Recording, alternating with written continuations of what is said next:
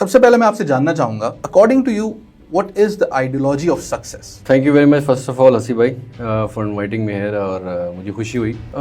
Sir success जो है ना असी भाई, ये बड़ी क्लीशे चीज़। मैं आपको ऑनेस्टली बताऊं, आपके लिए सक्सेस जो होगी वो 99% चांस है कि मेरे लिए नहीं हो। Society is so much divided into the parameter of success, और यही इंसान को खूबसूरत बनाती है।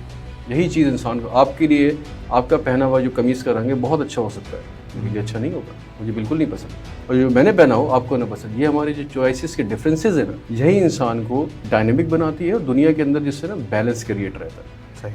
और और ये बैलेंस कब खराब होता है? जब रैट रेस शुरू होती है, जब सब सक्सेस का पैरामीटर एक ही चीज़ को बना लेते हैं। जैसे हम अभी पहले भी गुफ्तगू कर रहे थे कि हम जब बड़े हो रहे होते हैं और हमारे लिए वही फुप्पी का बेटा जो है वो सक्सेसफुल होता है पूरे खानदान में, जिसको 22 साल की उम्र में नौकरी मिल गई होती है, टाई लगा के ऑफिस जाता है, और 26-27 साल में उसके पास गाड़ी भी आ जाती है। भाई वो तो बड़ा कामयाब है, हमारा बेटा तो निकम्मा है। अनफॉर्चुनेटली फिर हम क्या करते हैं कि हम एक पूल के अंदर सोचने के लिए लोगों को बाउंड कर देते हैं। पूरी सोसाइटी जो है ना बाउंड करती है। जब से कायनात बनी है और जब तक है कायनात, हर शख्स ये चाहता है कि वो एक दूसरे से आगे बढ़ जाए। हर शख्स की सोच है, सोच का महवर इसी चीज़ के ऊपर है। हम इस सोसाइटी के अंदर रह के और इस सोसाइटी के अंदर जो पैरामीटर्स बनाते हैं ना हंसी भाई, वो बड़े खतरनाक है। वही पैरामीटर्स ना तो आपको एक अच्छा इंजीनियर बनने देते हैं, ना एक अच्छा क्रिएटर बनने देते हैं, ना वो आपको कोई भी ऐसा काम नहीं। आप मेरी सक्सेस देखेंगे, आप उसी रूट पे चल पड़ेंगे। क्यों? क्योंकि हमने बचपन से बाउंड किया, हमने इसको बंद करके रखा है, हमने कैद कर दिया दिमाग को। तो success is very cliche, to cut size to ये question, success is very cliche, but